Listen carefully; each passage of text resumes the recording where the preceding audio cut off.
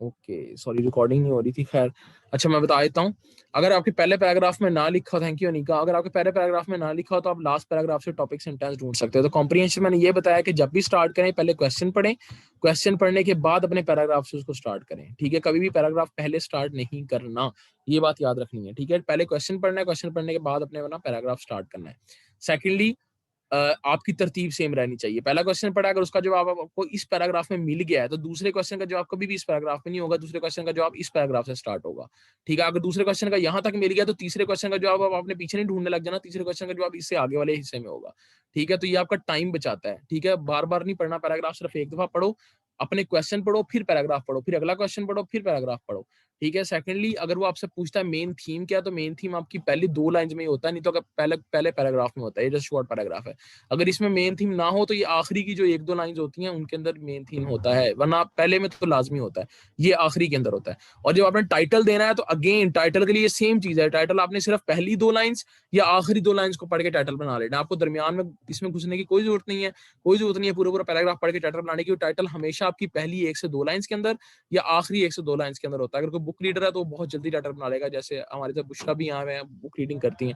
ठीक है, तो आप लोग इन लोगों के लिए टाइटल बनाना, कॉम्प्रिहेंशन बनाना बहुत ईजी हो जाता है। सिर्फ अपने टाइम बचाना है, पूरा पैराग्राफ पढ़ने की जरूरत नहीं है। टाइम कैसे बचाना है, पहले क्वेश्चन पढ़ा, उसका पहले पैराग्राफ में जो आप देखा, अगर सेकंड पढ़ा, पहले पैराग्राफ में नहीं जाना, सेकंड में जाना। मतलब ये 2-3 चीजें हैं जो आपने याद रखनी है, जो कॉम्प्रिहेंशन से रिलेटेड होती हैं। और लोग टाइटल में फंस जाते हैं। टाइटल का सबसे आसान तरीका है वो ये है कि आप पहली 1-2 लाइंस पढ़ो, उनको अपने अल्फाज में उठा के लिख दो, आपका टाइटल कभी गलत नहीं होगा। कई दफा वो खुद टाइटल देते हैं। ठीक है, एक तो ये है कि आपको फिल इन द ब्लैंक्स दे रहे हैं कि आप टाइटल लिख दो। कई दफा वो क्या करेंगे, ठीक है, कई दफा वो क्या करेंगे, आपको 4 ऑप्शंस दे देंगे। उनमें से एक टाइटल जो बना होगा वो यहाँ से बना होगा, एक टाइटल जो बना होगा वो लास्ट से बना होगा, एक टाइटल जो यहाँ से बना होगा, और एक टाइटल जो आपकी पहली लाइन से बना होगा। तो आपने वो टाइटल चूज करना है जो आपके पहले पैराग्राफ या पहले पार्ट से बना होगा। अगर ये सेम पैराग्राफ होता सारा, तो जो पहली 3-4 लाइंस के अंदर आइडिया बयान हुआ है, आपने उस वाले टाइटल को चूज करना है, क्योंकि हमेशा टाइटल आपका जो मेन टॉपिक सेंटेंस है उससे बनता होता है। ठीक है, तो आपका टाइटल जो आपका जहां से आपका पैराग्राफ स्टार्ट हो रहा है उससे जो रेलिवेंट टाइटल है, आपने हमेशा वो टाइटल चूज करना है। नीचे वाला जितना मर्जी स्पेसिफिक हो, लेकिन टाइटल आपका हमेशा वो होता है जो आपने ऊपर लिखा होता है। तो ये बात इस चीज में याद रखनी है। ठीक है, टाइटल हमेशा वो स्टार्ट से देते हैं। हाँ, इन सम केसेस टाइटल लास्ट से भी आ सकता है। ठीक है, जैसे यहाँ सुनामी का जिक्र है, वर्ल्ड वार, वो सारा ये वर्ल्ड वार 2 के ऊपर बेस्ड होता। ठीक है, लेकिन वो वर्ल्ड वार 2 के ऊपर पैराग्राफ बेस नहीं है सारा, लेकिन अगर सारा बेस होता तो फिर आप उसका टाइटल उस हिसाब से चूज कर सकते हो। लेकिन इसका असल थीम क्या है, इसका असल थीम वेव्स के ऊपर है। ठीक है, तो आपने वेव से रिलेटेड ही देना है, आपने वर्ल्ड वार 2 से रिलेटेड टाइटल नहीं देना है कि वर्ल्ड वार 2 का जिक्र हो गया तो बहुत कोई अट्रैक्टिव टाइटल लग रहा है। नहीं, आपके पूरे उसका थीम आपके पहले 1-2 लाइंस के अंदर छुपा होता है। ठीक है, तो आपने उसी के ऊपर देना है, पैसेज का जो होता है। ठीक है, तो ये हो गया आपकी कॉम्प्रीहेंशन। चलो बाकी तो असल में ये चीजें थी जो सिर्फ बताने वाली है। इंग्लिश की इंग्लिश चीजें वो सिखाई नहीं जा सकती जब तक आपकी पूरी बेस बनानी पड़ती है। लेकिन मैथ और एनालिटिकल रीजन है वो मैं आपको एक एक क्वेश्चन उसका करके दिखाऊंगा कैसे करना है। अब कुछ चीजें हैं वो मैं आपको बता देता हूँ। ठीक है, जैसे ये देखें, ये है प्रीफिक्सेस, इनसे रिलेटेड क्वेश्चन आते हैं। फॉर एग्जांपल वो क्या क्वेश्चन आएंगे, वो लिखेंगे प्रीफिक्स ऑफ फ्रीज, फ्रीज का प्रीफिक्स क्या है। अब आपको ये एटलीस्ट ये आप मैं सेंड कर दूंगा आप लोगों को, आपको ये चीजें पता होनी चाहिए कि प्रीफिक्स इन वर्ड्स को कहते हैं जो किसी वर्ड के स्टार्ट में लगते हैं। ठीक है, और उनका एक मीनिंग बना देते हैं। फॉर एग्जांपल एंटी, आपको पता है किसी भी चीज की करप्शन है तो एंटी करप्शन कर दो। एंटी करप्शन का मतलब है कि वो चीज नहीं करनी। तो जब भी किसी चीज के अगेंस्ट वाला मीनिंग देना है तो आप उसके साथ एंटी लगाते हो। यहाँ पर मीनिंग्स भी लिखे हुए हैं और उनकी एग्जांपल्स भी लिखी हुई हैं सेम। ठीक है, आपने ऑपोजिट करना है, किसी चीज को उलट करना है, किसी चीज का मानी चेंज करना है। ठीक है, बिल्कुल उसके ऑपोजिट, तो उसका डी लग जाता है। जैसे compose, decompose, code, D code. Code क्या होता है, किसी चीज को कोड लगाना। डी कोड क्या होता है, उसको खोल देना। ठीक है, डिस, डिस का क्या मतलब है, ठीक है, कि नहीं और opposite of the same thing. ठीक है, डी और डिस। लेकिन आप ऑनेस्टी के साथ डी ऑनेस्टी नहीं लगाते, ऑनेस्टी के साथ डिसऑनेस्टी लगाते हो। ठीक है, तो ये हर लफ्ज के साथ चाहिए। जैसे कनेक्ट है तो डिसकनेक्ट, इम्बार्क है डिसइम्बार्क। ठीक है, तो कहने का मतलब ये दोनों वर्ड जो है किस लिए यूज होते हैं, ये प्रीफिक्स के तौर पे यूज होते हैं टू मेक द ऑपोजिट। ठीक है, ये बात याद रखनी है। उसके बाद है एम, कि एम क्या है जी, रीजन के लिए। एन क्या, वो भी रीजन के लिए। ठीक है, कोड, इन कोड, उसकी रीजनिंग को बढ़ा रहे हैं। ठीक है, कि वो एक स्पेशल चीज कॉज हो रही है। Brace, embrace. ठीक है, इम्फोसिस, इनकाउंटर। ठीक है, काउंटर से इनकाउंटर। बेसिकली ये वर्ड ये सारे लिखे हुए हैं, आपको इनका मीनिंग पढ़ लीजिएगा, एग्जांपल पढ़ लीजिएगा, आपको आ जाएंगे। और इन्हीं में से आ जाते हैं, लेकिन आते बहुत आसान है। जैसे करप्शन है तो एंटी करप्शन आ जाएगा। ठीक है, ऑनेस्टी है तो डिसऑनेस्टी आ जाएगा। इस टाइप के आते हैं। ठीक है, नेशनल है तो आपने इंटरनेशनल कर देना है। ठीक है, बेसिकली जैसे ये सारे पढ़ लीजिएगा। जैसे हम पढ़ते हैं जी फोर किसके आगे यूज होता है, बिफोर। जैसे आपने करना है जी वेदर की क्या फोरकास्ट है। फोर का क्या मतलब है, पहले बता रहे हो। फोर साइड का क्या मतलब है? पहले किसी ने कहता है बहुत फोर साइटेडनेस है उस बंदे को, पहले ही बता देता है, वो बहुत बसारत वाला है, उसको पहले ही पता लग जाता है कि ये होना है। तो बेसिकली ये उन मकासद के लिए यूज होता है कि वर्ड ये किन मकासद के लिए होते हैं। हम आपको वर्ड भी दे सकते हैं कि कनेक्ट का प्रीफिक्स कौन सा है, ठीक है, वो आपको कहते हैं ऑनेस्टी का प्रीफिक्स कौन सा है, या आपको वो एक सेंटेंस दे देंगे, उस सेंटेंस के अंदर फोर लिखा होगा और वो कहेंगे आगे इनमें से लफ्ज लिखा होगा, फोर के आगे कास्ट आएगा, फोर के आगे कोड आएगा, फोर के आगे बैलेंस आएगा, फोर के आगे डे आएगा, ठीक है, तो आपने उसमें से चूज करना है। तो ये दोनों तरह से चीजें हो जाती हैं। तो इसका सबसे सिर्फ इनका मीनिंग समझ लो आप, तो मीनिंग समझने से आपको सेंटेंस में पता लग जाएगा कौन सा वर्ड आगे लगना है, ठीक है। जैसे इन, इम, इल, इर, ये सारे नहीं के मानी में होते हैं। इरेगुलर, इनजस्टिस, इम्पॉसिबल, ठीक है, इनस्टॉपेबल, तो इस तरह के वर्ड यूज हो सकते हैं। सेम इंटर, इंटर क्या, दो चीजों के दरमियान में, ठीक है, इंटरनेशनल, इंटर एक्ट, ठीक है, दो लोगों का आपस में, एक होता है एक्ट कि कोई चीज हो रही है, इंटरेक्ट दो लोगों के दरमियान कोई चीज हो रही है, ठीक है, तो ये क्या है, बिटवीन के माने में यूज होता है। इस तरह ये आप सारे मैं आपको ये सेंड कर दूंगा, ठीक है, ये हैं, आप इनको सिर्फ रीड कर लीजिएगा, इनका माइंड अपने ऊपर बैठा लीजिएगा।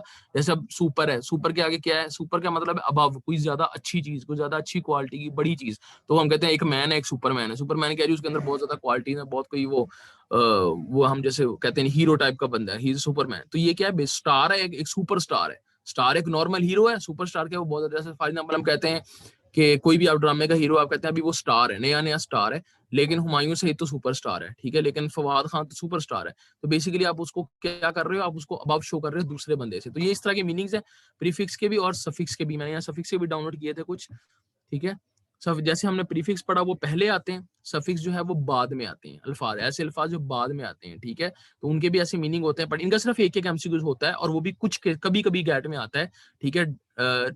जो गैट सी होता है और एबीसी, किसी ने पूछा था, इस सब्जेक्ट्स पे डिवाइड होते हैं। गैट ए जो होता है वो बिजनेस वालों के लिए होता है, गैट बी जो होता है वो इंजीनियरिंग वालों के लिए होता है, ऐसे करके गैट सी जो होता है वो बायोलॉजिकल साइंसेज वालों के लिए होता है, बायो के रिलेटेड या केमिस्ट्री, इस तरह करके, ठीक है, तो वो इससे रिलेटेड होता है। तो वो सिर्फ डिवाइड हुए हैं और उनके सबके क्वेश्चन नंबर डिफरेंट होते हैं, किसी में एक आ रहा होता है, किसी में दो आ रहा होता है, सिलेबस सेम रहता है।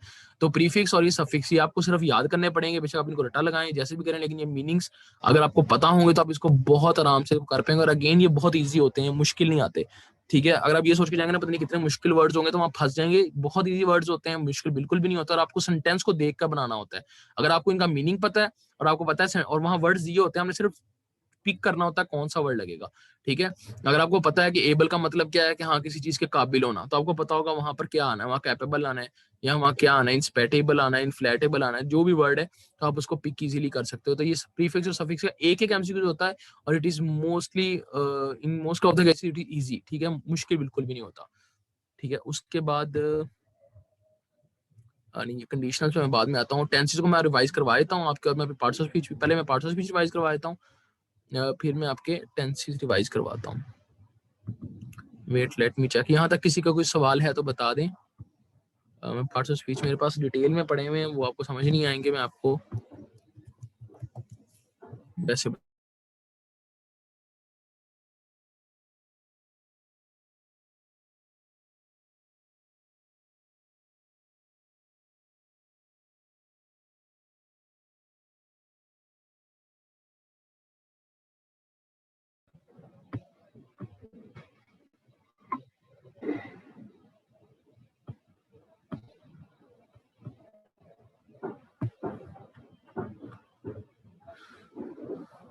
जी जी, मेरी आवाज आ रही है ना? सॉरी, एक्चुअली इंटरनेट ऑफ हो गया था, आई होप सो।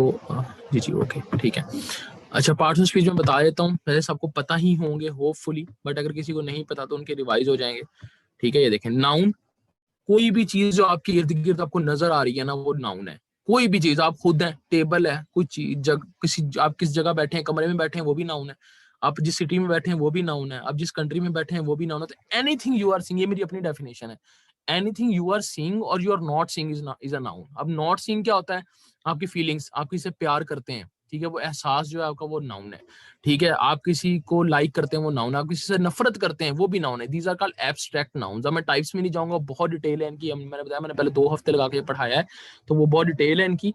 लेकिन अगर आप में से कोई चाहता है तो मैं उसको चलिए रिकॉर्डिंग भेज दूंगा, लेकिन अगर कोई इंग्लिश कोर्स में है तो खैर, तो वो बहुत डिटेल में है। तो लेकिन मैं आप सिर्फ इनके मेन मेन मकसद समझ लेगा, कोई डिटेल की जरूरत नहीं है गैट के लिए। तो नाउन क्या, कोई भी चीज जो आपको नजर आती है ना, वो नाउन है। एग्जाम्पल है वही पेंसिल, कैट, वर्क, नोटबुक, ठीक है। अब नाउन की कुछ चीजें जो मैं आपको बता दूं, ठीक है। कुछ नाउन्स होते हैं जो कलेक्टिव नाउन्स होते हैं, और जो आपको गैट में आ सकते हैं। फॉर एग्जाम्पल ऐसे नाउन्स मैं आपको दिखा देता हूँ बल्कि एग्जांपल्स के साथ, ठीक है।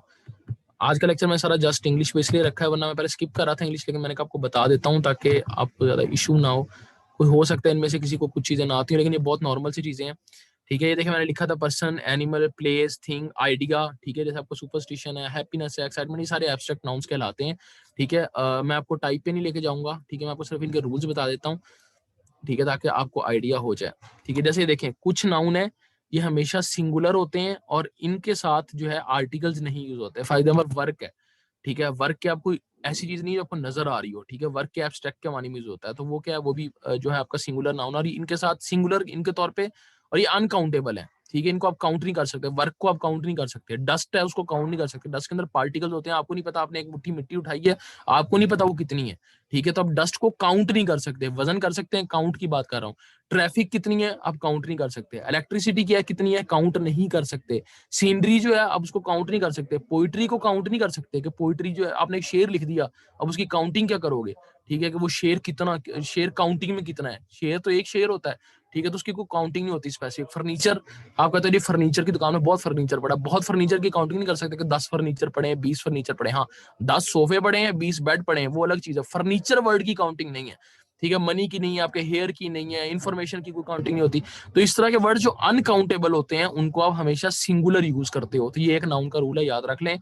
दूसरा, कुछ नाउन हमेशा प्लूरल फॉर्म में होते हैं, जैसे कैटल है, एसेट्स हैं, ठीक है, ये हमेशा प्लूरल फॉर्म में होते हैं, ठीक है। जैसे ये कुछ लिखे हुए हैं, मैं आपको ये सेंड कर दूंगा, चलेंगे कहेंगे तो रूल्स वाली, ठीक है। आपकी आई ग्लासेस हैं, ठीक है, आपकी ये इतने मुश्किल आते नहीं होते वैसे। बेसिकली कहने का मतलब ऐसे वर्ड जो कैटल हो गया, फैमिली हो गई, ठीक है। फैमिली की आप इसको, फैमिली को आप ले सकते, कलेक्टिव नाउन है फैमिली, कलेक्टिव क्या, काफी लोगों का कलेक्शन है, तो आप इसको कैसे ले सकते हो, फैमिली को, फैमिली वर्ड भी आ सकता है गैड में, फैमिली को आप कैसे ले सकते हो, आप उसको सिंगुलर भी ले सकते हैं, प्लूरल भी ले सकते हो, तो फैमिली वर्ड आपके ऊपर है। लेकिन आर्मी, आर्मी क्या है, आर्मी भी कलेक्टिव नाउन, लेकिन आर्मी को जब भी लिखोगे आप इट्स के साथ लिखोगे, मैंने शायद आगे बताया भी था। आर्मी के लिए आप हीज या हर का वर्ड नहीं यूज करोगे, ठीक है। आर्मी के लिए, छोटे बच्चे के लिए, बहुत छोटे बच्चे के लिए बेबी, बेबी का वर्ड जो हम यूज करते हैं, बेबी के लिए, आर्मी के लिए, ठीक है, और बहुत छोटे इंसेक्ट्स के लिए। अब जब भी प्रोनाउन यूज करोगे, मैं आपको बता देता हूँ प्रोनाउन भी, जब आप प्रोनाउन यूज करोगे हिज हर यूज नहीं करोगे इनके लिए, इनके लिए इट्स यूज करोगे।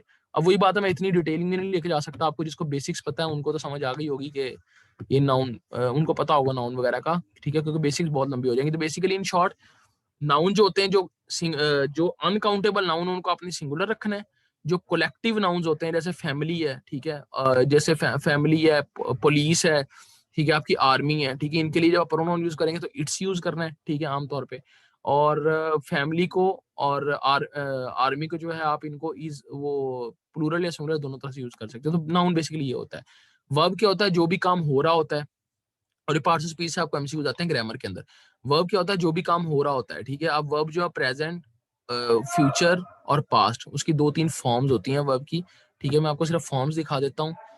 मसला ये, वो काफी डिटेलिंग है, अब आपको इतनी डिटेल नहीं एक दिन में करवाई जा सकती है यहाँ पे, बल्कि एक दिन के, एक हफ्ते में नहीं करवाई जा सकती, लेकिन आपको वर्ब की टाइप बताता हूँ जिससे आपको आइडिया हो जाए बेसिकली, कि जिसको नहीं पता। ये वर्ब्स की बेसिक टाइप है। एक है सिंपल वर्ब, सिंपल सेंटेंस के अंदर सिंपल वर्ब यूज होता है। एक है जिसके साथ टू लगता है, TO2, ठीक है, उस वर्ब को कहते हैं इन्फिनिटिव वर्ब। तो आपके लिए बस यही चीज याद रखने वाली, जब टू लगेगा ना, टू के साथ फर्स्ट फॉर्म वर्ब की लगेगी। टू प्लेइंग नहीं होगा, टू प्लेड नहीं होगा, ठीक है। टू के साथ हमेशा फर्स्ट फॉर्म वर्ब की लगेगी, ये बात याद रख लें, ये आपके गेट के हिसाब से ये काम की बात है। तीसरा वर्ब होता है जो थर्ड फॉर्म होती है, वो हम देख लेंगे किस टेंस में यूज होती है, ठीक है। ठीक है, तो इसी तरह पास्ट पार्टिसिपल हो गई, प्रेजेंट पार्टिसिपल हो गई। हाँ, एक और बात, जब आप स्टार्ट में किसी वर्ब को ले आते हैं, ये आपको, ये गेट में मेरे आया था कि ठीक है, कि find the Geraint in the sentence. तो जेरेंट क्या होता है, बेसिकली जब आपकी आई फर्स्ट फॉर्म के साथ आईएनजी लग जाए, जिसको हम फोर्थ फॉर्म कहते हैं, ठीक है, जब वो सेंटेंस के स्टार्ट में आ जाए तो वो जेरेंट कहलाता है, ठीक है। ये मेरे अपने गैट के अंदर चीज आई हुई है, तो इसलिए मैं आपको बता रहा हूँ कि जब आपका कोई भी फर्स्ट फॉर्म ऑफ वर्ब के साथ आईएनजी लग जाए तो वो जेरेंट कहलाता है, ये बात याद रखना। और वो सेंटेंस के स्टार्ट में आएगा, वो सेंटेंस के दरमियान में आएगी आईएनजी वाली फॉर्म, ठीक है, तो वो क्या यूज हो रही है, वो एज अ वर्ब यूज हो रही है। लेकिन जब वो सेंटेंस के स्टार्ट में आ जाएगी तो वो एज अ नाउन यूज होगी, नॉट एज अ वर्ब। ये भी बात याद रखनी। यहाँ पर ये जेरेंट है और यहाँ पर ये नाउन है, ठीक है, नॉट अ वर्ब। यहाँ पर ये वर्ब नहीं रहेगा। जैसे smoking is injurious to health, ठीक है, यहाँ पर वो नाउन होता है। तो ये वर्ब के लिए आई थिंक इतनी काफी है चीजें आपके लिए। आगे एडवर्ब, एडवर्ब और एडजेक्टिव में लोग कंफ्यूज होंगे, उसकी मैं एक सिंपल सी मिसाल दे दूं। जब आपके एडजेक्टिव के अंदर, वर्ब के अंदर कोई चीज, किसके मानी में इजाफा हो रहा, मतलब जो आपका एक्शन हो रहा है, आपके एक्शन के मीनिंग में इजाफा हो रहा हो कि वो अली गाड़ी तेज चलाता है, ठीक है, Ali is driving fast for example, ठीक है, Ali is driving the car fast. अब यहाँ फास्ट किसके लिए यूज हुआ है? ड्राइव करने के लिए। क्या वो तेज किसके लिए यूज हुआ है? तेज गाड़ी चलाने के लिए यूज हुआ है, कि वो चला तेज रहा है। तो ये चलाना क्या है? वर्ब है, एक्शन है, ठीक है। तो इसके लिए क्या, ये क्या होगा? ये एडवर्ब होगा।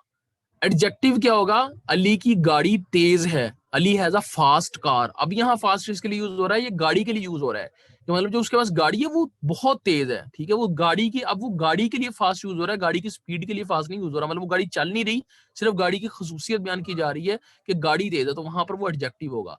तो एक ही वर्ड अगर वो वर्ब के मानी में इजाफा कर रहा है तो वो एडवर्ब है, मतलब अगर वो एक्शन के मानी में इजाफा कर रहा है। लेकिन अगर वो नाउन के मानी में इजाफा कर रहा है, जो आपका नाउन है आपकी उस सेंटेंस के अंदर, उसके मीनिंग को या उसको वजाहत कर रहा है, ठीक है। For example Asma is a beautiful girl, तो अस्मा यहाँ पर क्या है? अस्मा के बारे में ब्यूटीफुल का वर्ड यूज हो रहा है, तो अस्मा क्या है? एक नाउन है, ठीक है। तो इसलिए या वो क्या होगा? एडजेक्टिव होगा। अभी छोटी छोटी चीजें आई होप सो आप सबको पता होंगी।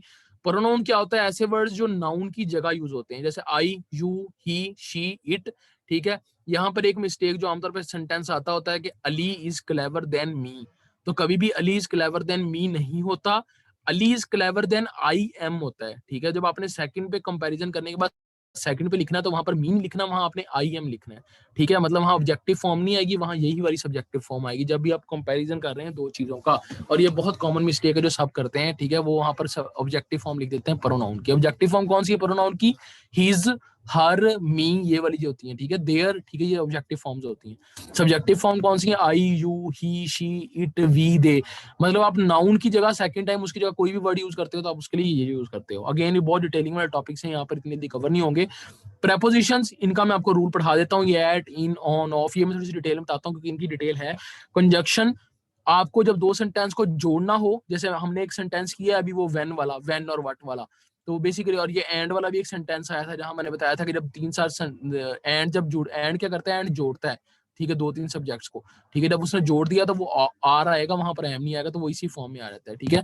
पर इंटरजेक्शन क्या है? ये इस तरह के वर्ड, ये नहीं इंटरजेक्शन नहीं आपको आता। गेट के अंदर आपको कंजंक्शन आ सकता है कि आपने बट लगाना है। बट कहाँ पे लगाना है? जब दो सेंटेंस को जोड़ा जा रहा हो, एक सेंटेंस का दूसरे सेंटेंस से तजाद हो, एक सेंटेंस दूसरे सेंटेंस के ऑपोजिट जा रहा हो। व्हेन कहाँ लगाना है? जब आपका एक सेंटेंस की बात, एक सेंटेंस में एक बात की जा रही है कि जब ये काम हुआ तब फलां चीज हुई, ठीक है, तब फलां ने कुछ किया, व्हेन, ठीक है, और देन ये आपस में एक तरह चलते हैं, या व्हेन के साथ व्हाट आता होता है, व्हेन के साथ या व्हाट आता होता है आमतौर पर, या व्हेन के साथ देन आता होता है, ठीक है। तो ये छोटी छोटी चीजें हैं, लेकिन मैं आपको प्रेपोजिशन बता देता हूँ क्योंकि वो ज्यादा इंपॉर्टेंट है। वो आपके जो मैंने आपको दिखाया जैसे पूरा पैराग्राफ है उसके अंदर बहुत ज्यादा दफा आती है। वेट, यहाँ पर प्रेपोजिशन, हाँ ये पड़ी हुई है, इसका मैं आपको सिंपल डायग्राम में दिखाता हूँ ताकि आप ज्यादा कंफ्यूज ना हो। ये देखें, अबव किस चीज के लिए यूज होता है? किसी चीज की पोजीशन बताने के लिए कि वो पोजीशन एक हायर प्लेस पे है। आफ्टर का भी यूज होता है, आप किसी एक चीज को दूसरी चीज के पीछे बताते हैं कि फलां उसके पीछे भाग रहा था, ठीक है, उसने पेन के बाद किताब फेंकी, ठीक है, इस तरह करके। बाय कहाँ यूज होता है? किसी चीज के नियर कोई चीज बतानी हो। बीनीथ का यूज होता है किसी चीज के नीचे कोई चीज हो तो बतानी हो। मैं आपको डायग्राम से आगे चीजें समझाता हूँ। बिसाइड का यूज होता है दो चीजें एक दूसरे के साथ बैठी हैं। फॉर एग्जाम्पल आप गाड़ी में, गाड़ी में आप किसी के साथ बैठे हैं तो यू आर, ठीक है, सिटिंग बिसाइड हिम या हर। नियर या क्लोज टू, वही बात, साथ शॉर्ट डिस्टेंस में पड़ी हो, बिटवीन दो चीजों के दरमियान हो। अमंग दो, काफी ज्यादा। अमंग और बिटवीन में फर्क क्या है? बिटवीन है दो चीजों के दरमियान कोई चीज हो, अमंग का मतलब है एक बड़ा हजूम है, काफी रश है, काफी चीजें पड़ी, उनके दरमियान में कोई चीज पड़ी हो, अमंग वहां पर यूज होता है। इन फ्रंट ऑफ, आपके सामने कोई चीज है, बिहाइंड आपके पीछे कोई चीज है, ठीक है।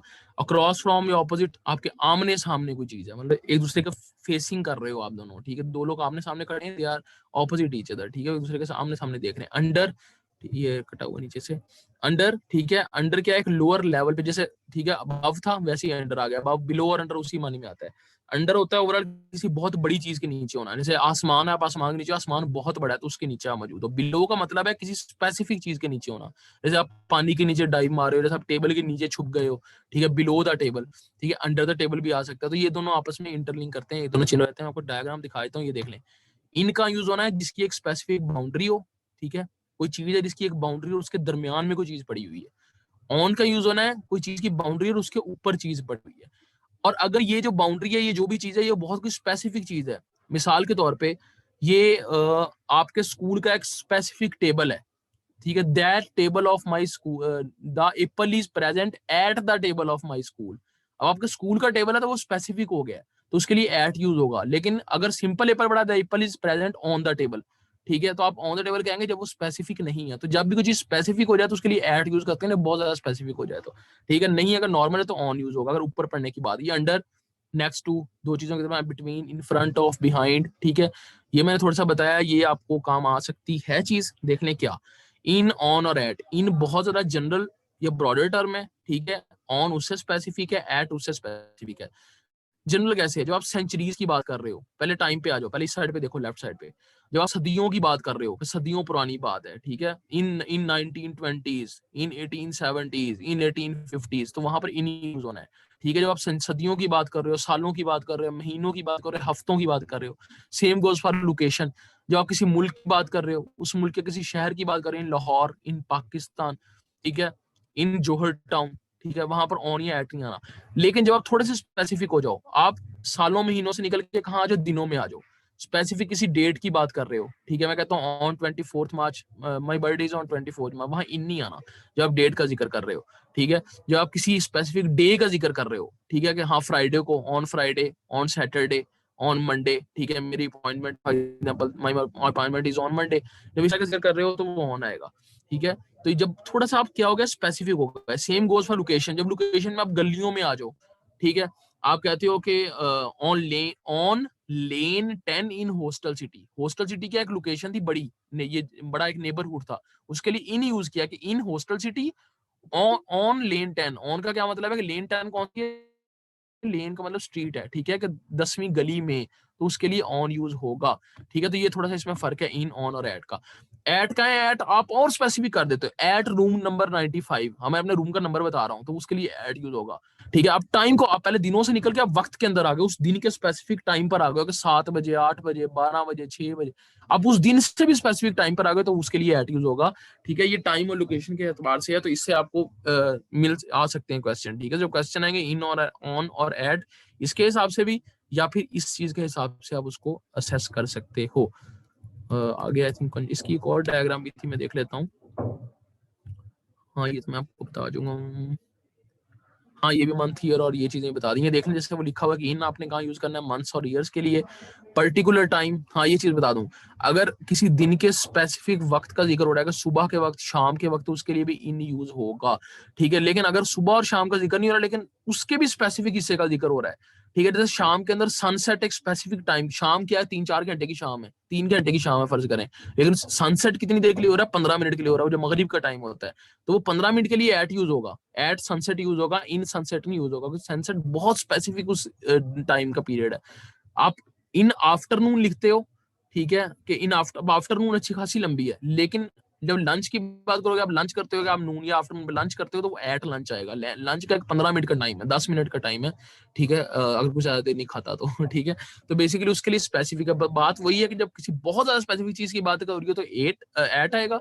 अगर सिंपल किसी दिन की, तारीख की, ठीक है, लोकेशन में जैसे बताया, किसी मोहल्ले की बात हो रही है, तो ऑन आ जाएगा। और इन जो है बहुत जनरल टर्म में यूज होता है। मैं कंजंक्शन में देख लेता हूँ, अगर कोई यहाँ डायग्रामेटिक आपको इलस्ट्रेशन है, नहीं तो आपको समझ आ जाएगी, क्योंकि ये बहुत डिटेल में है। ये वो इंग्लिश कोर्स में आपको काम आएगी, गैट में इतना काम नहीं आएगी। तो गैट में मोस्टली प्रेपोजिशंस और पार्ट्स ऑफ स्पीच रिलेटेड यही चीज आती है, क्योंकि एमसीक्यूज 2-3 ही होने हैं, बहुत ज्यादा नहीं होने, और वो इजी होते हैं, मुश्किल नहीं होते, ठीक है। अगर आपको ये चीजें समझ आ गई तो आप लोग इजीली ये कर लोगे। मुझे पता इतना समझ आ गया। मैं फिर सिर्फ टेंसेस आपको रिवाइज करवाता हूँ, तो ऑलमोस्ट हमारा इंग्लिश का पोर्शन कंप्लीट है। ये जब मॉक टेस्ट अगर आप लोगों में से कोई देना चाहता है ना, तो उसके अंदर मैं ये चीजें इंक्लूड कर दूंगा, ताकि आप लोग उसको इजीली कर सको। मुझे यस और नो कर दें। अगर कोई 2-3 मिनट की ब्रेक लेना चाहता है तो ले लें, पानी शानी पी लें, उसके बाद हम टेंसेस पढ़ते हैं, ताकि एक खुले माइंड से। और ये आज का जो लेक्चर है थोड़ा सा बोरिंग टाइप है, क्योंकि इंग्लिश है, और इंग्लिश कुछ लोगों को तो बहुत आती होगी, तो उनके लिए भी बोरिंग होगा, जिनको नहीं आती होगी तो उनको बिल्कुल नहीं समझ आ रही होगी क्या हो रहा है, तो उनके लिए बोरिंग हो। लेकिन कल जब हम मैथ करेंगे, और जब और खास तौर पर एनालिटिकल स्किल, लोग भागते हैं एनालिटिकल स्किल से, लेकिन मैं एक बात बता दूं, जितनी मजे की एनालिटिकल स्किल होती है ना, उतने मजे का कोई क्वेश्चन नहीं होता। तो अगर आपको उसकी ट्रिक आ गई ना एनालिटिकल स्किल की यूज करने की, और मेरी जो स्ट्रॉन्ग पॉइंट है, मेरा मैथ और एनालिटिकल स्किल है सबसे स्ट्रॉन्ग। मतलब इंग्लिश तो सबकी अच्छी होती है, लेकिन अगर आपकी एनालिटिकल स्किल अच्छी होगी, यकीन करें आपके नंबर नहीं कटेंगे कभी भी, आपके किसी क्वेश्चन में नंबर नहीं कटेंगे। उसका सिर्फ एक तरीका होता है, आपको लेआउट बनाना होता है। जब आप लेआउट बनाना सीख जाते हो ना, तो आपका एनालिटिकल स्किल में कोई क्वेश्चन गलत नहीं होता, और आपका टाइम ही सारा लेआउट बनाने का लगता है। 5 से 10 मिनट आपको लेआउट बनाने में लगते हैं, 5 मिनट आपको लेआउट बनाने में लगते हैं, 10 भी नहीं, 5 मिनट मैक्सिमम लगते हैं, और आप उसके 10 के 10 सवाल उस एक लेआउट से हल कर सकते हो, या 6-7 सवाल एक के होते हैं, तो वो एक लेआउट से आप 6-7 सवाल हल कर सकते हो, और आपको सिर्फ 1 सेकंड लगता है बाद में। ठीक है, तो मैं आपको डिटेल में करके दिखाऊंगा आपने कैसे लेआउट बनाना है उसका, अपने पेपर के ऊपर कैसे सारा कुछ करना है, और वो बहुत ईजी होता है। और लिटरली आपके फिर एनालिटिकल स्किल्स में अगर 20 नंबर का ना, तो आपके 16-17 तो बड़े आराम से आ जाएंगे। ठीक है, अगर आप उस ट्रिक को समझ लो तो। चलो हम 1 मिनट की ब्रेक लेते हैं। ठीक है, पानी शानी पिया, मैं भी पीता हूँ, फिर हम ये टेंसेस करते हैं एक दफा।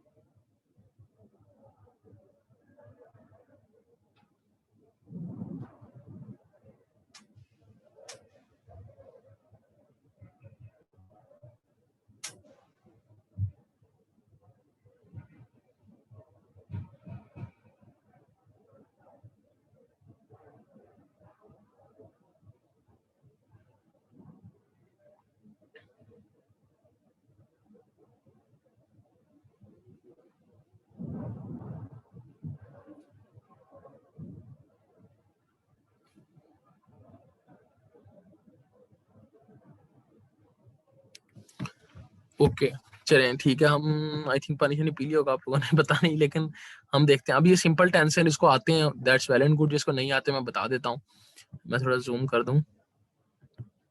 ठीक है, सिंपल पॉजिटिव नेगेटिव उसको क्वेश्चन बनाना, इसमें सिर्फ आपने ये देखना है कि वर्ब कौन सा यूज हो रहा है। ठीक है, नॉट कहाँ पर लग रहा है, कहाँ नहीं लग रहा है, वर्ब के बाद लग रहा है, वर्ब से पहले लग रहा है। ठीक है, सिंपल ये चीजें, और यही चीजें गैट में आपकी देखते हैं, उन्होंने बहुत हाई लेवल की इंग्लिश नहीं देखनी, उन्होंने सिंपल ये इंग्लिश देखनी है।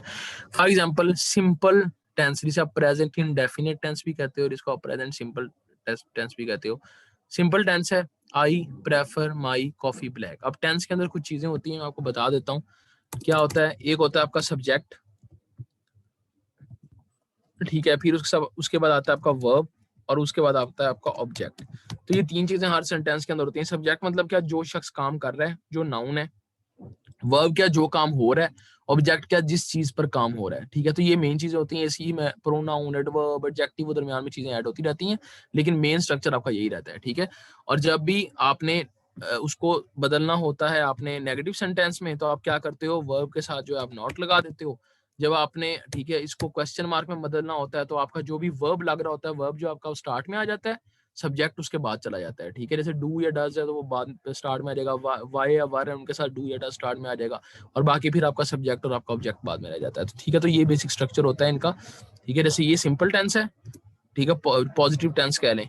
ठीक है, जब आप नेगेटिव में जाएंगे तो वही सब्जेक्ट हो जाएगा प्लस वर्ब हो जाएगा, किसके साथ हो जाएगा, वह वर्ब के साथ नॉट आ जाएगा। ठीक है, और प्लस क्या आ जाएगा, आपका ऑब्जेक्ट आ जाएगा। और जब आपने यही चीज क्वेश्चन मार्क में करनी, क्वेश्चन के तौर पे करना है, तो पहले वर्ब आ जाएगा, वर्ब के बाद आपका सब्जेक्ट आ जाएगा, और उसके बाद आपका दरमियान में जो वर्ड्स एडजेक्टिव एडवर्ब एक्स्ट्रा होते हैं वो तो ऐड होते रहते हैं, लेकिन बेसिक स्ट्रक्चर जो है ना आपका ये रहता है। ठीक है, वर्ब के तौर पे आएगा एज क्वेश्चन, क्वेश्चन के तौर पे वर्ब यूज होता है स्टार्ट में। ठीक है, और फिर एंड पे इसके क्वेश्चन मार्क आ जाएगा। ठीक है, ये आपका बेसिक स्ट्रक्चर है। ठीक है, फॉर एग्जाम्पल आप ये इमेज देखें, सिंपल टेंस क्या था, I prefer my coffee black. ठीक है, कि मुझे जो है ना ब्लैक कॉफी पसंद है। अब मैं क्या हूँ, किसको पसंद है, मुझे, मैं क्या हूँ, सब्जेक्ट। प्रेफर पसंद होना क्या है, वर्ब। माई कॉफी ब्लैक, माई क्या यहाँ प्रोनाउन के तौर पर यूज होगा, कॉफी ब्लैक मेरी कॉफी। अब कॉफी की बात हो रही है तो वो ऑब्जेक्ट है, तो ये सिंपल टेंस है। ठीक है, अब आपने इसको नेगेटिव सेंटेंस के तौर पे जब करना है, ठीक है, तो आप क्या करेंगे, जब प्रेजेंट सिंपल के अंदर करते हैं तो आप वर्ब से पहले डू नॉट लगाते हैं। डू नॉट किस तरह लगाते हैं, जब बात हो रही हो ही शी इट की, जब बात होगी तो डज नॉट लगेगा। ठीक है, जब आपने आई वी दे, ठीक है, यू इनकी बात करनी है, ठीक है, तो आप डू नॉट लगाएंगे। ये आप सिंपल सी बात है, ये आप याद रखेंगे। डज के साथ लगेगा सिंगुलर के साथ, ही शीट के साथ, लेकिन आई वी यू दे इनके साथ डू लगेगा। 1 मिनट, कोई एंटर हो रहा है।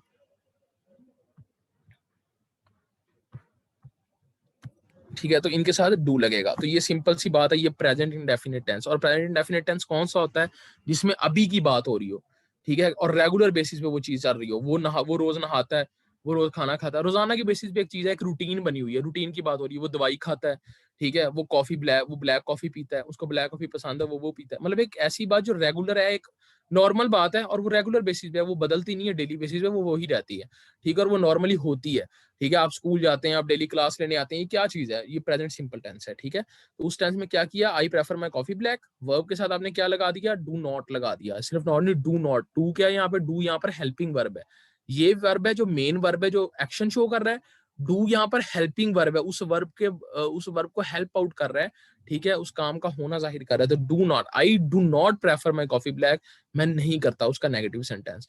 उसी को जब आपने क्वेश्चन फॉर्म में लेके आए हैं तो डू को आप स्टार्ट में ले गए, ठीक है, वही बात जो मैंने की थी, हेल्पिंग वर्ब को आप स्टार्ट में ले गए, do I prefer my coffee black, क्या मुझे वो ब्लैक कॉफी पसंद है, वो क्वेश्चन बन गया, और क्या मुझे ब्लैक कॉफी पसंद नहीं है करना है, तो वो do I not prefer black, उस तरह हो जाएगा, ठीक है। सिर्फ आपका ये जो हेल्पिंग वर्ब है ये मूव करता है, ठीक है, तो आपके नॉट के लिए और आपके फिर क्वेश्चन के लिए बाकी सारा कुछ वही सेम रहता है, सेम। अब आ जाए प्रेजेंट कंटिन्यूअस, कंटिन्यूअस का क्या मतलब, एक चीज जारी है, एक चीज हो रही है, और प्रेजेंट में हो रही है, मतलब हो रही है, वो म्यूजिक सुन रही है, ठीक है, she is listening the music now, वो अभी गाना सुन रही है, ठीक है, वो नहीं सुन रही, she is not listening the music now. Helping verb के बाद क्या आ गया आपका, इज, यहाँ पर इसमें इज, एम और आर इसमें हेल्पिंग वर्ब होते हैं। कंटिन्यूस के अंदर कौन से हेल्पिंग वर्ब होते हैं, इज, एम और आर, प्रेजेंट कंटिन्यूस के अंदर, ठीक है। प्रेजेंट, पास्ट और फ्यूचर में सिर्फ चेंज होती है आपके हेल्पिंग वर्ब की फॉर्म में, ठीक है, बाकी तकरीबन सब कुछ सेम रहता है।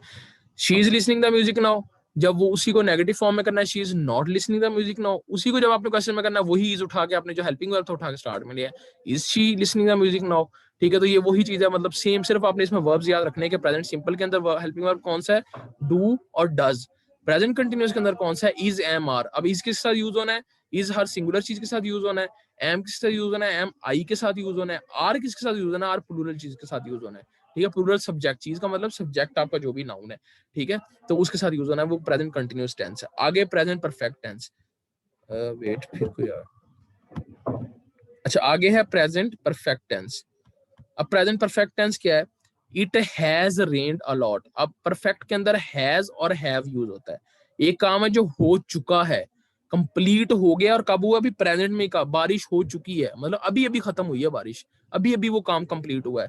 तो जब कोई काम रिसेंटली कंप्लीट हुआ हो, पहले में क्या था, वो रेगुलर हो रहा है, दूसरे के अंदर क्या है, कंटिन्यूस के अंदर कि वो काम जारी है, तीसरे के अंदर क्या काम अभी अभी कंप्लीट हुआ है कुछ देर पहले, ठीक है। इट है तो उसमें क्या यूज होगा, उसमें हैज और हैव यूज होगा, और वर्ब की थर्ड फॉर्म लगेगी, ठीक है, रेंड लगेगी, सॉरी मैं बताना भूल गया, प्रेजेंट सिंपल में वर्ब की फर्स्ट फॉर्म लगती है, प्रेजेंट कंटिन्यूस में वर्ब की फोर्थ फॉर्म लगती है, फर्स्ट फॉर्म के साथ आईएनजी लगा दो तो वो फोर्थ फॉर्म बन जाती है, ठीक है। और जो प्रेजेंट परफेक्ट है उसमें वर्ब की थर्ड फॉर्म लगती है, और हैज और हैव लगता है, ठीक है, हैज सिंगुलर के साथ, हैव प्लूरल के साथ।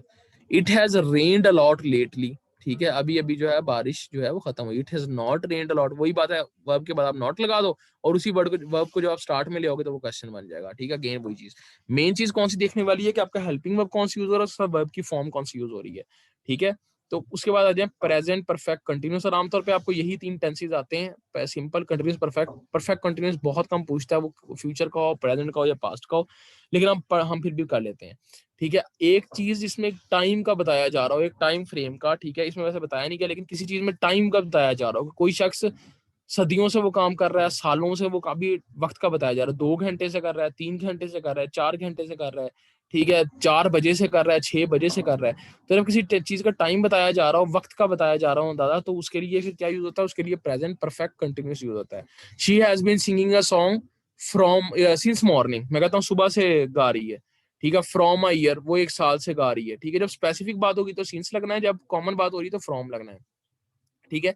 तो वो सुबह से गा रही है, ठीक है। तो यहाँ पर भी बात हो रही है कि एक टाइम का जिक्र है, ठीक है, कि एक इतने सालों से गा रही, उसकी रूटीन नहीं है, लेकिन उसका टाइम फ्रेम है कि वो इतने सालों से एक काम कर रहा है, ठीक है। रेगुलर नहीं गा रही, रोज नहीं गाती, आयमा बेग जो है वो 6 सालों से गा रही है। अब 6 सालों से गाने का मतलब ये नहीं कि वो रोज गाती है, कहने का मतलब है कि उसका वो एक शोबा है, वो उसका गाती है, बेशक वो महीने बाद गया, 2 महीने बाद गया, लेकिन 6 सालों से ये काम कर रही है। तो किसी काम का करना एक टाइम फ्रेम में जब शो किया जा रहा है तो परफेक्ट कंटिन्यूस होता है, उसमें हैज बीन या हैव बीन लगता है, और साथ आईएनजी फॉर्म लगती है, वर्ब की फर्स्ट फॉर्म के साथ आईएनजी, मतलब जिसे हम फोर्थ फॉर्म कहते हैं। अगेन बाकी चीजें सेम है, नॉट लगा दो हैज बीन के बाद तो नेगेटिव बन जाएगा, हैज को स्टार्ट में ले आओ, बाकी सेंटेंस वैसे ही रहने दो तो वो क्वेश्चन बन जाता है, ठीक है। ये हो गया प्रेजेंट के काम। अब जब आप पास्ट में आ जाते हो, पास्ट में क्या था, प्रेजेंट के अंदर क्या था, फर्स्ट फॉर्म लग रही थी, ठीक है, और उसी के साथ डू या डज लगाते थे। पास्ट के अंदर क्या चीज है कि एक चीज हो चुकी है, ओहो सॉरी, हाँ, पास्ट के अंदर क्या करते थे, पास्ट के अंदर एक तो सेकंड फॉर्म ऑफ वर्ब लगेगी जब सिंपल सेंटेंस होता है, जब नेगेटिव नहीं होगा, जब क्वेश्चन नहीं होगा, ठीक है। तो जो सिंपल सेंटेंस होते हैं, इंडेफिनेट होते हैं, उनमें डू या डज या डिड तब लगता है जब वो नेगेटिव या क्वेश्चन होता है। सिंपल सेंटेंस होगा प्रेजेंट का तो उसमें फर्स्ट फॉर्म लगेगी, जब सिंपल सेंटेंस होगा पास्ट का तो उसमें सेकंड फॉर्म ऑफ वर्ब लगेगी, ठीक है। ये देखें सेकंड फॉर्म यूज हुई है, वॉच का वॉच्ड यूज हुआ है, ठीक है। जैसे ईट का एट होता है second form, I eight an apple, ठीक है। तो ईटन नहीं आएगा, ई एट आएगा, सेकंड फॉर्म आएगी ना, ईट आएगा, ठीक है। तो पास्ट, ये पास्ट शो करने के लिए होता है। अगेन उसको जब करना है पास्ट वाली चीज को चेंज करना, तो वहां डू या डज की जगह कौन सा हेल्पिंग यूज होगा, डिड यूज होगा। और डिड सबके साथ यूज होता है, सिंगुलर प्लूरल सबके साथ डिड यूज होगा, ठीक है। और उसी के साथ जब डिड को आप स्टार्ट में ले आओगे तो वो आपको क्वेश्चन बन जाएगा। इसमें बार बार लोग आ रहे हैं, ओके, ठीक है। ये हो गया पास्ट सिंपल। पास्ट कंटिन्यूस क्या है कि एक चीज जो है वो हो रही थी, अब वो अभी की बात नहीं है, अब पुरानी बात कर रहे हैं कि वो चीज हो रही थी, ठीक है। अब नहीं हो रही, वो चीज पहले हो रही थी, ठीक। फॉर एग्जाम्पल मैं पीएसएल का मैच हो रहा था, ठीक है। अभी नहीं हो रहा लेकिन हो रहा था, ठीक है। पुरानी बात कर रहे हो आप, लेकिन उसकी पुरानी बात को जारी रहना बता रहे हो। पुरानी बात हो रही थी मतलब मैच हो रहा था, मैं आया वहां से तो पीएसएल का मैच हो रहा था, ठीक है। मतलब तब वो मैच जारी था, अब वो चीज पास्ट हो चुकी है। तो I was learning German last year, मैं पिछले साल जर्मन सीख रहा था, जब मैं उस पोजीशन में था, उस टाइम फ्रेम में था, तो मैं वो चीज कर रहा था, उस वक्त जारी था काम, अब नहीं है, वो पास्ट हो चुका है। तो इसमें वही है, हमने पहले इज़म आ लगाया था, यहाँ वाज वर लगेगा, ठीक है।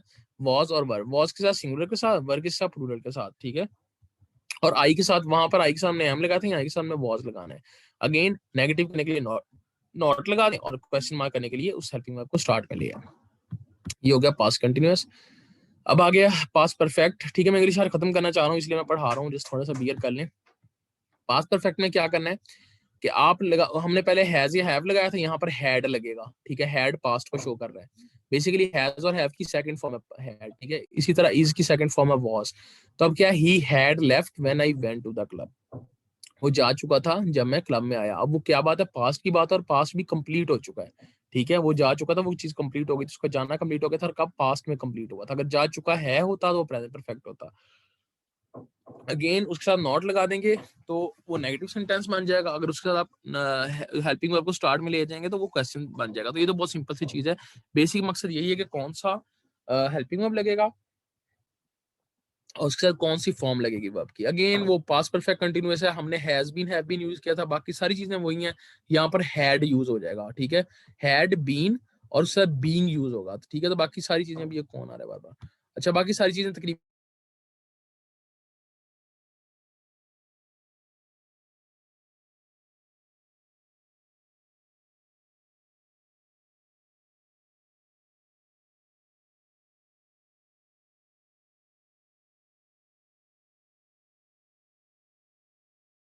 वही है जो हमने पहले पढ़ी है, मतलब वही हेल्पिंग वर्ब है वो। जी सॉरी, मुझे कॉल आ गई थी। तो उसके बाद मैं आपके क्वेश्चन लेता हूँ। उसके बाद फ्यूचर सिंपल, जब फ्यूचर की आप बात कर रहे होंगे, ठीक है। आप क्या कहेंगे कि अब फ्यूचर की बात करनी है, सिंपल सेंटेंस है, लेकिन फ्यूचर का मैं अगले मैं ना मैथ पढ़ूंगा, मैं खाना खाऊंगा, मैं अली के घर जाऊंगा, मैं असलम से बात करूंगा, ठीक है। फॉर एग्जाम्पल सिंपल सेंटेंस है, तो उसमें क्या करना है, आपने विल और शैल का यूज करना है, ठीक है। विल और शैल का यूज करना है, और जब विल और शैल का यूज करना है तो वही सिंपल बात की, जब उसको नेगेटिव बनाना है तो विल के बाद नॉट लगा दें, और क्वेश्चन बनाना है तो विल स्टार्ट में ले आए। उसके बाद फ्यूचर कंटिन्यूअस, कि मैं उससे प्यार कर रहा हूँगा, मैं उससे संडे को मिल रहा हूँगा, ठीक है। ऐसी बात जो फ्यूचर में आप कर रहे होंगे, ठीक है। रहे होंगे का मतलब है वो उस वक्त जारी होगा काम। आप कह रहे हैं मैं फ्यूचर में ये काम करूंगा नहीं, मैं फ्यूचर में वो काम कर रहा हूँगा, मतलब जब मैं उस सिचुएशन में हूँगा वो काम हो रहा होगा। मैं घर बना रहा हूँगा, मैं अली के घर जाऊंगा तो मैं खाना खा रहा हूँगा, ठीक है। इस तरह का जो काम जारी में होगा लेकिन फ्यूचर में होगा, तो उसके लिए क्या करना है, आपने विल के साथ बी लगा देना है, ठीक है। और अगेन वही जो हम पढ़ते हैं, आईएनजी फॉर्म, वर्ब की फॉर्म वही रहनी है कंटिन्यूस में, पहले प्रेजेंट में वही फॉर्म थी, पास्ट में वही, और इसमें वही, ठीक है। तो विल बी का इजाफा होगा सिर्फ, बाकी सब कुछ वैसे ही। विल नॉट बी नेगेटिव के लिए विल स्टार्ट में आ जाएगा, तो वो क्या बन जाएगा, आपका क्वेश्चन मार्क बन जाएगा। और जो आपने परफेक्ट में जाना है, जैसे हम हैज हैव यूज करते थे प्रेजेंट में, यहाँ भी हैव और हैज यूज होंगे, ठीक है। और यहाँ पर क्या होगा, विल के साथ हैज और हैव यूज होगा, ठीक है। बाकी वही same structure, same third form, हर चीज वही। और जब आप उसको लेकर आएंगे परफेक्ट कंटिन्यूअस में, जैसे प्रेजेंट के अंदर हैज बीन और हैव बीन यूज होते थे, बाकी वही सारी चीजें थी। फ्यूचर में सब कुछ वही रहेगा, विल हैज बीन या विल हैव बीन हो जाएगा। यहाँ हमारे पास एक पिक्चर थी ये वाली, इसमें ये सारी चीजें बताई गई हैं, मैं ये आपको पिक्चर सेंड कर दूंगा। इसमें ये बताया गया कि आपने वर्ब की फर्स्ट फॉर्म यूज करनी है, वर्ब की सेकंड फॉर्म यूज करनी है पास्ट में, ठीक है। फ्यूचर में क्या, विल के साथ वर्ब की फर्स्ट फॉर्म, तो यहाँ से आप ये जब पढ़ेंगे तो ईजी हो जाएगा, ठीक है। इसमें ये है कि सिंपल, ये प्रेजेंट पास्ट फ्यूचर तीनों बताए गए। प्रेजेंट का सिंपल सेंटेंस पॉजिटिव नेगेटिव और क्वेश्चन में, ठीक है। प्रेजेंट का आगे से कंटिन्यूस सेंटेंस पॉजिटिव नेगेटिव और क्वेश्चन में। ये पिक्चर है, इसको आप देख लीजिएगा, इसमें सारे हेल्पिंग वर्ब्स लिखे हुए हैं। मैंने ये आपको पहले नहीं दिखाई था कि आप कंफ्यूज ना हो जाए देख के, लेकिन इसमें सारे हेल्पिंग वर्ब लिखे हैं, कौन सा हेल्पिंग वर्ब यूज होगा, वर्ब की कौन सी फॉर्म यूज होगी, और उसके बाद ऑब्जेक्ट लगेगा या क्या, ठीक है। इस तरह इसकी डिटेल्स आई लिखी, ये वाली तस्वीर में भेजूंगा, इस वीडियो को समझ लीजिएगा, नोट डाउन कर लीजिएगा। जिनको नहीं आते टेंसेज उनको इस चीज की समझ आ जाएगी, ठीक है। उसके बाद ये है कंडीशनल्स, जो मैंने बोले थे कि आपका पहला सेंटेंस हो तो उसका कौन सा करना है। तो कंडीशनल की डिफरेंट टाइप्स होती हैं। पहले है जीरो कंडीशनल। जीरो कंडीशनल का क्या मतलब है, एक मिनट,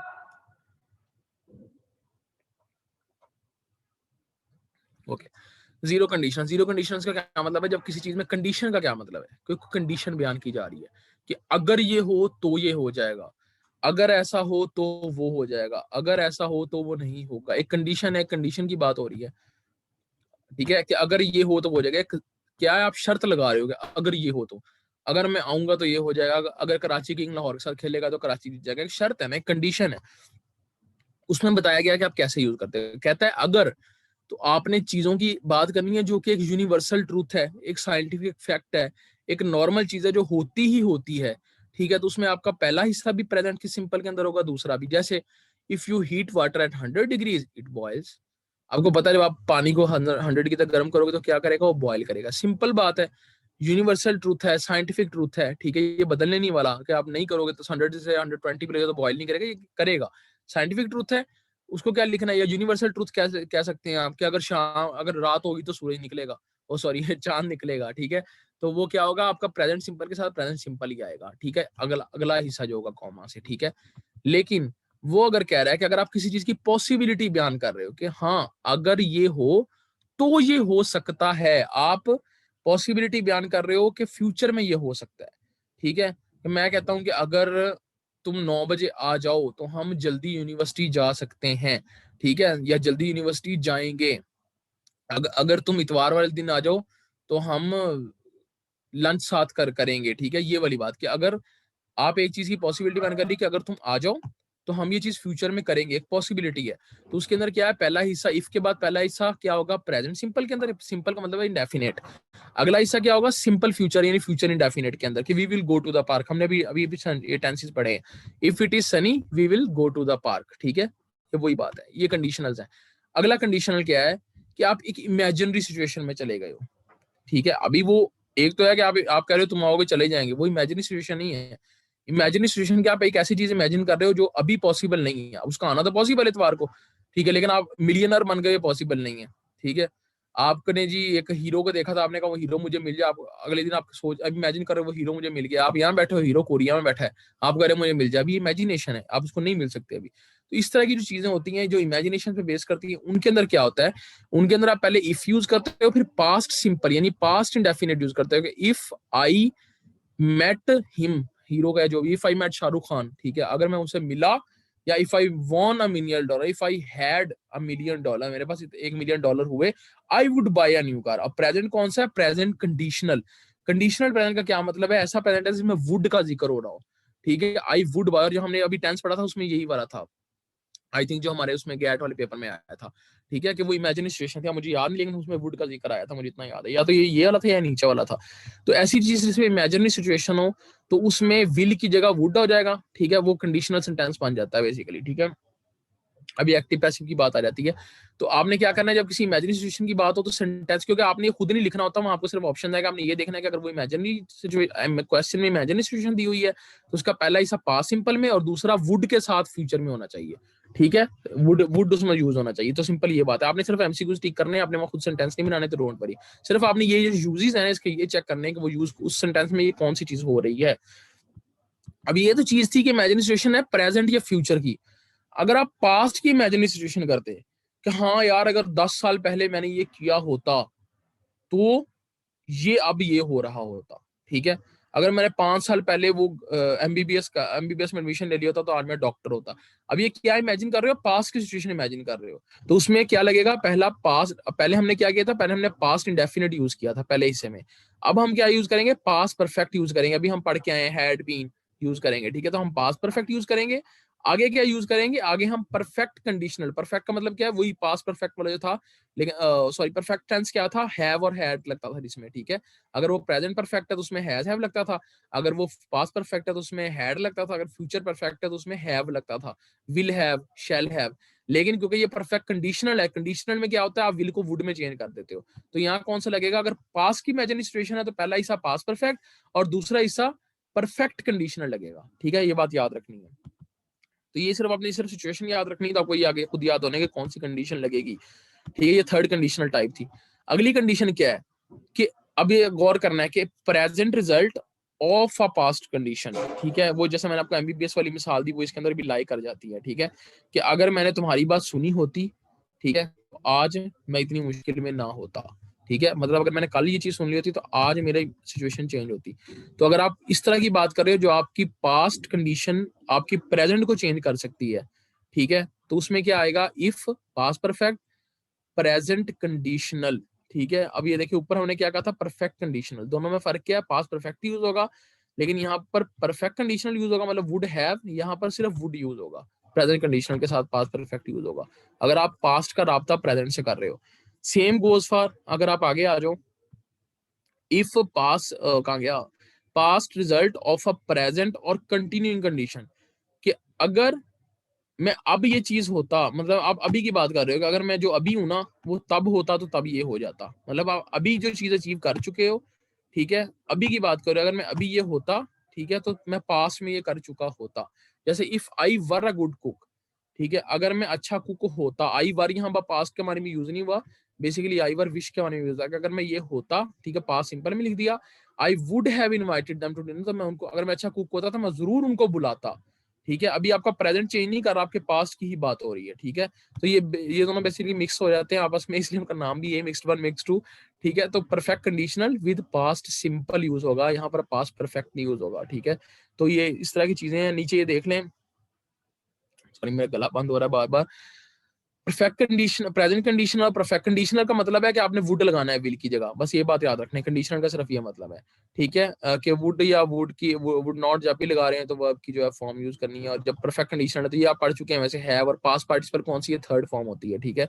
और वी की अगर सिंपल फॉर्म जो है वो यूज करनी है अगर आप प्रेजेंट कंडीशनल यूज करें। वी का मतलब है वर्ब, ठीक है। तो ये कंडीशनल सेंटेंसेस में वैसे आपको भेज दूंगा ये चीजें ताकि आप लोग खुद भी इसको पढ़ लो। तो यही मेन चीजें हैं टेंसेस की, कंडीशनल्स की, एंटोनिम सिनोनिम वो तो आपको खुद मतलब अगर आते होंगे, ठीक नहीं, तो एलिमिनेशन वाली तरीका मैंने बता दिया आप लोगों को, ठीक है। उसके अलावा कॉम्प्रीहेंशन की थोड़ी सी ट्रिक्स बता दी आप लोगों को। तो होप्स इंशाल्लाह इंग्लिश वाला पोर्शन आपका इजीली क्लियर हो जाएगा, और जिसको ज्यादा थोड़ी सी इंग्लिश पे ग्रिप है उसका जरा ज्यादा अच्छा क्लियर हो जाएगा, जिसको अगर नहीं ग्रिप तो वो ये थोड़ी सी टैक्टिक्स लगा सकता है। मुझे बताएं अगर आपको कोई चीज समझ नहीं आई तो।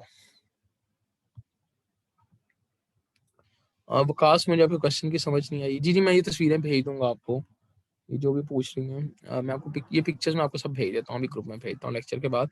और कल लेक्चर जो है ये थोड़ा सा इंग्लिश का काफी लंबा था, इस वजह से मैंने आज दूसरी क्लास मिस करनी पड़ी, क्योंकि मैं इसे कैपेबल नहीं था, आज 2 क्लास ले पाता, मेरी तबीयत ठीक नहीं थी। लेकिन मैंने आपकी क्लास मिस नहीं की क्योंकि आपकी पहली क्लास थी, वरना मैंने अपनी इंग्लिश की दूसरी क्लास मिस कर दी थी जो प्रॉपर इंग्लिश के कोर्स की होती है। लेकिन इंशाल्लाह कल हमारा जो है 7 बजे लेक्चर शुरू होगा और 8:30 तक हम खत्म कर देंगे, और मैथ के ऊपर होगा। मैथ की हम कुछ चीजें, जैसे ये जो आपकी परसेंटेजेस वगैरह थी वो मैंने आपको बताई थी यहाँ पर, कहीं पे है, यहाँ कहाँ गया, ये देखें, ठीक है। ये मैथमेटिक्स, फाइनेंशियल, ये हम ज़कात कैसे मेजर करेंगे, उशर कैसे करेंगे, इनहेरिटेंस कैसे चेक करनी है, परसेंटेज रेशियो कैसे चेक करनी है, जो सिंपल अलजबरा वाली मैथ होती है ना, हम इंशाल्लाह उसको टच करेंगे, ठीक है। कल ये अलजबरिक मैथ जो है ना, इन सबको हम कलेक्टिवली जो है ना करते हैं, ठीक है। तो हम कल मैथ स्टार्ट करेंगे। अल्फाबेट्स वाला मेथड वो मैंने ये कहा था कि अगर आपका, और वो सेकंड ट्रिक है, फर्स्ट ट्रिक के तौर पे कभी भी उसको यूज नहीं करना। अगर आप 2 ऑप्शन में कंफ्यूज हो गए हैं तो अगर आपका सिनोनिम या एंटोनिम है तो, और वो ट्रिक इसलिए मैंने क्या काम करती क्योंकि 3-4 दफा मैंने वो खुद लगाई हुई है और वो हमेशा ही काम की है। कई दफा मेरे दोस्तों ने लगाई है, उनके लिए भी वो काम की है। मतलब आइडिया हो जाता है कि हाँ आपके वो वाले एमसीक्यूज ठीक थे। तो जब आपका वर्ड आता है उस वर्ड से रिलेटेड, एनटीएस के सैंपल पेपर मैं अभी भेज देता हूँ, आपका जो वर्ड आता है उस वर्ड का जो पहला अल्फाबेट होता है, तो आपके जो आंसर है उसमें भी जो अल्फाबेट उसके करीब तर होगा ना वो होता है। अगर आपका बिल्कुल तुक्का नहीं लग रहा, अगर आपको कुछ समझ नहीं आ रही है, आप तुक्का लगाने के काबिल भी नहीं है, तो फिर आप ये कर सकते हैं ट्रिक के जो आपका अल्फाबेट है वो आंसर के जिस अल्फाबेट से क्लोज हो तो आप उसको टिक कर दें।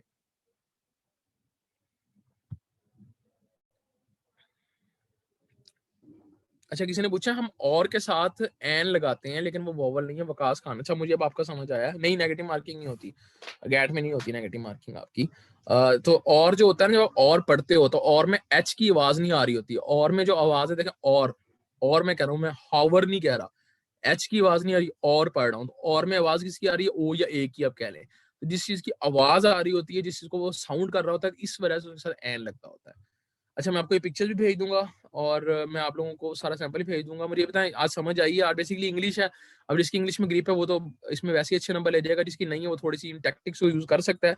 और इंशाल्लाह जब कल से असल पोर्शन है जो गैट के ऊपर यूज होता है वो है मैथ का और वो एनालिटिकल स्किल्स का। तो इंशाल्लाह उस पर आपकी इतनी ग्रिप मैं बना दूंगा कि आप लोगों को उसमें मुश्किल नहीं आएगी।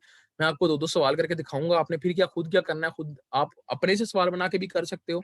ठीक है, और टाइमिंग कितनी होती है, टोटल में 100 मार्क्स का पेपर होता है गैट का, नेट का 90 का होता है, सॉरी 90 एमसीक्यूज होते हैं, लेकिन गैट में 100 एमसीक्यूज होते हैं, 100 मार्क्स का होता है और 120 मिनट्स का पेपर होता है आपका। ठीक है, और पहले मैंने बताया था किसी को नहीं पता पहले इंग्लिश सॉल्व किया करें, फिर मैथ्स जाए और सबसे एंड पे एनालिटिकल स्किल जाएं, और क्योंकि गैट का पेपर शफल में आता है। अगर आपके पास पहले एनालिटिकल स्किल आई है, किसी के पास पहले इंग्लिश आई होगी, किसी के पास पहले मैथ आई होगी, हमेशा अपना इंग्लिश का पोर्शन पहले स्टार्ट करें। जो क्वेश्चन नहीं आ रहा उसके नीचे अंडरलाइन कर दें और अगले क्वेश्चन पे चले जाएं, एक क्वेश्चन में बैठे नहीं रहना। पहले इंग्लिश, फिर मैथ, फिर एनालिटिकल स्किल, सबसे एंड पे एनालिटिकल स्किल्स करनी है, और उसके बाद जो क्वेश्चन रहेंगे उनको रिपीट में कर लेना है। ठीक है, मैक्सिमम स्कोर कितना होना चाहिए, जितना मर्जी ले लें, 50 मिनिमम होना चाहिए, मैक्सिमम तो जितना ले सकते हैं। जैसे मैंने बताया था मेरे 93 मार्क्स थे। ठीक है, और आप ले सकते हैं, आप 90 प्लस ले लें, 80 प्लस ले लें, 60 प्लस भी बहुत अच्छा स्कोर है। जैसे अगर कोई कॉमर्स के अंदर एडमिशन लेना चाहता है तो वो अगर 60 प्लस लेता है तो वो अपने आप को सिक्योर समझे, 70 प्लस लेता है तो वो बहुत ज्यादा सिक्योर समझ सकता है। तो हर यूनिवर्सिटी का अपना हिसाब होता है जहां पर एडमिशन लेना चाह रहे हैं उसके हिसाब से। ठीक है, लेकिन आपके एटलीस्ट पास तो हो, और 70% स्टूडेंट्स पास ही नहीं हो पाते क्योंकि वो छोटी छोटी चीजों में फंस जाते हैं, खासतौर पर मैथ और एनालिटिकल स्किल्स में फंस जाते हैं। इंग्लिश तो फिर भी कोई क्लियर कर जाते हैं, लेकिन इन चीजों में बहुत बुरी तरह फंसते हैं मैथ में, क्योंकि हम लोगों को बायोलॉजी के स्टूडेंट्स होते हैं मोस्टली, और उनको मैथ का बिल्कुल अता पता नहीं होता, तो इसलिए वो। अच्छा, नस्ट का जो इंट्री टेस्ट होता है, नस्ट का इंट्री टेस्ट जो होता है ना, वो कंपैरेटिवली कॉमसेट्स की इंट्री टेस्ट से मुश्किल होता है, लेकिन नॉर्मल गैट से वो ईजी होता है। ठीक है, तो अगर आप नस्ट का पेपर दे रहे हैं तो एटलीस्ट आपके जो मुझे पता है 65 प्लस और 75 इतनी रेंज में अगर आपके नंबर है तो आपका एडमिशन हो जाता है। लेकिन अगर आप 50s में हैं तो आपका एडमिशन नहीं होगा। ठीक है, 50s में आपके चांसेस नहीं है। और कॉमर्स में भी यही हिसाब होता है, आपको 3 प्रायोरिटीज दी जाती हैं कि पहला सब्जेक्ट एक प्रायोरिटी पे रखो, फिर सेकंड, फिर थर्ड। तो अगर आपके 50s में मार्क्स हैं तो आपको थर्ड प्रायोरिटी पे जाके होता है, अगर आपके 60s में मार्क्स हैं तो आपका सेकंड प्रायोरिटी पे होता है। फॉर एग्जाम्पल, मैं बायोकेमिस्ट्री मेरी फर्स्ट प्रायोरिटी थी, माइक्रोबायोलॉजी मेरी सेकंड प्रायोरिटी थी, और इम्यूनोलॉजी मेरी थर्ड प्रायोरिटी थी। तो इस तरह एफएससी के मार्क्स कितने डिपेंड करते हैं, डिपेंड्स ऑन अपॉन यूनिवर्सिटी, आप किस यूनिवर्सिटी का पूछ रहे हैं। असूलन मैं आपको सबका बता देता हूँ। कायदे यूनिवर्सिटी के अंदर अगर आपने एडमिशन लेना तो उसकी बेस होती है आपकी जीपीए। ठीक है, एफएससी और मैट्रिक ये 5-10% सिर्फ मैटर करता है, ज्यादा मैटर नहीं करता, और आपकी जीपीए भी 30 to 40% मैटर करती है, उससे ज्यादा मैटर नहीं करती। 50% आपकी marking Punjab University, NUST, sorry Punjab University and Quaid-e University, मैंने इन सबके टेस्ट दिए हुए। 50% आपकी जो मार्किंग होती है वो आपके टेस्ट की बेस पे होती है। ठीक है, पंजाब यूनिवर्सिटी का 1000 मार्क्स का टेस्ट होता है, मुझे नहीं पता वैसे आप लोगों को उधर उस साइड पे कोई जाना चाहेगा कि नहीं लाहौर। लेकिन जो कायदे का टेस्ट जो होता है वो होता है 40 मार्क्स का, 40 to 50 मार्क्स का। अगर 50 मार्क्स का हो तो इंटरव्यू नहीं होता, 40 मार्क्स का तो इंटरव्यू होता है। ठीक है, तो आमतौर पर 50 का ही ले रहे हैं आप। तो 50 मार्क्स का टेस्ट होता है उनका, तो उनका जो 50 मार्क्स का टेस्ट है वो आपके 100% में से 50 मार्क्स ही काउंट होते हैं। बाकी 50 मार्क्स है वो 10% आपकी एफएससी, 5% आपका मैट्रिक, 35% आपका बीएस की जीपीए क्या है, वो इस तरह काउंट करते हैं। ठीक है, लेकिन आपका जो टेस्ट होता है वो मैटर करता है, और वो लोग जो कायदेज़म वाले हैं वो गैट नहीं लेते, और जो पीयू वाले हैं वो भी गैट नहीं लेते। लेकिन COMSATS, IIUI, Islami university Bahawalpur, university of Sargodha वगैरह, यहाँ पर आई थिंक सो गैट चलता है। यूनिवर्सिटी ऑफ सरगोदा का नहीं कंफर्म, लेकिन बाकियों में चलता है। ठीक है, और नस्ट में भी गैट चलता है। अब जहां तक नस्ट की बात है, नस्ट की अगर आपके गैट में 70 प्लस मार्क्स हैं तब तो आपका कंफर्म है।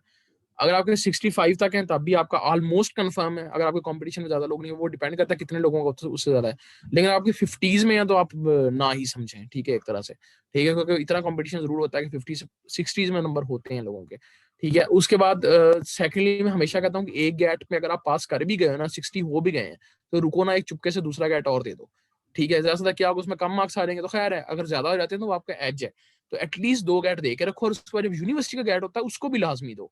ठीक है, मेरे फॉर एग्जांपल नस्ट का जो गैट हुआ था, मेरे उसमें 83 मार्क्स थे। ठीक है, जो यहाँ पर क्या कहते हैं, सिंपल जो मैंने गैट दिया था, 2 दिए थे, एक मेरे 61 मार्क्स थे, एक में 78 मार्क्स थे, और जो मैंने कॉमसेट्स का दिया था जाके गैट, उसमें 93 मार्क्स थे।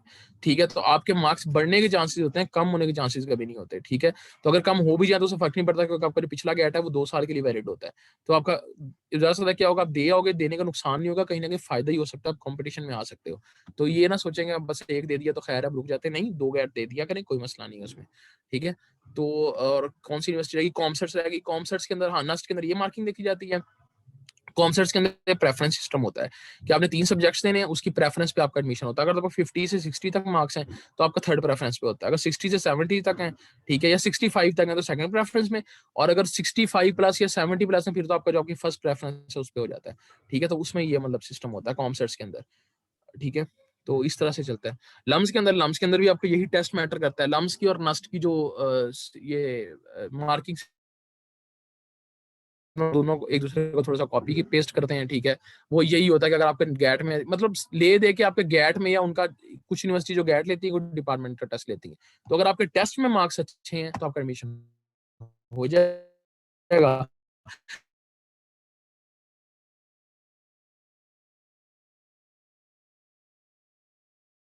टेस्ट लेते हैं चाहे वो डिपार्टमेंटल टेस्ट हो। ठीक है, तो ये बहुत मैटर करता है। अगर किसी ने बायोकेमिस्ट्री डिपार्टमेंट अकादमी यूनिवर्सिटी में करना है अप्लाई, तो मुझसे कॉन्टैक्ट कर सकता है, मेरे पास उसके टेस्ट पेपर्स पड़े हैं, मैं वो दे दूंगा। अगर किसी ने पीयू में करना है अप्लाई बायोकेमिस्ट्री में, ठीक है, तो मैंने बायोकेमिस्ट्री के दिए हैं तो उसका भी मैं बता दूंगा। ठीक है, नस्ट का मैंने गैट दिया था, लेकिन मैंने उनका जो डिपार्टमेंटल इंटरव्यू वगैरह होता है वो नहीं दिया। ठीक है, बिकॉज मेरा बायोकेमिस्ट्री था, वो बायोटेक रिलेटेड होती है, तो मैं नहीं गया। लेकिन आप जिस जहां भी जाना चाहते हैं, नस्ट में मेरे हैं कुछ जानने वाले, अगर आप वहां पता करना चाहते हैं तो आफ्टर दिस कोर्स मुझसे आप डिस्कशन कर सकते हैं, आपको गाइड कर दूंगा।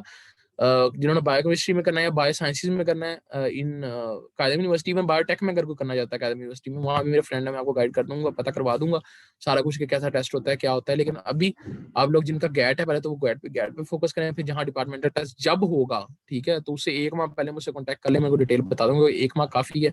बायोइन्फॉर्मेटिक्स जहाँ तक मुझे पता है अभी तक कॉन्सर्ट्स के अंदर हो रही है। आई डोंट नो कि कायदे में हो रही है कि नहीं हो रही, या फिर नस्ट में हो रही है या IUI में हो रही है, लेकिन कॉन्सर्ट्स का मुझे पता है वहाँ हो रही है। और कॉमर्स के अंदर जितने डिपार्टमेंट्स हैं सबका एक ही टेस्ट होता है।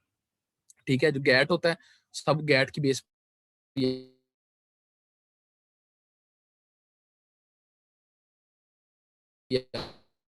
वो डिवीजन होती है आपकी फर्स्ट सेकंड थर्ड प्रायोरिटी। ठीक है, अभी 3-4 माह है, अभी से नहीं लगने का कोई फायदा, जब टाइम आएगा तब। अगर वो पढ़ना चाहता है, रीड करना चाहता है, कुछ बुक्स हैं वो मैं आपको after the end of this lecture, या बल्कि after the end of the session, ये पूरा जब हम 5 दिन कर लेंगे तो मैं आपको बुक्स रिकमेंड कर दूंगा। अगर कोई खुद से पढ़ना चाह रहा है बुक्स को, तो उन बुक्स को पढ़ ले, क्योंकि मोस्टली डिपार्टमेंटल टेस्ट उन्हीं बुक से आते हैं, गैट नहीं, डिपार्टमेंटल टेस्ट की बात कर रहा हूँ।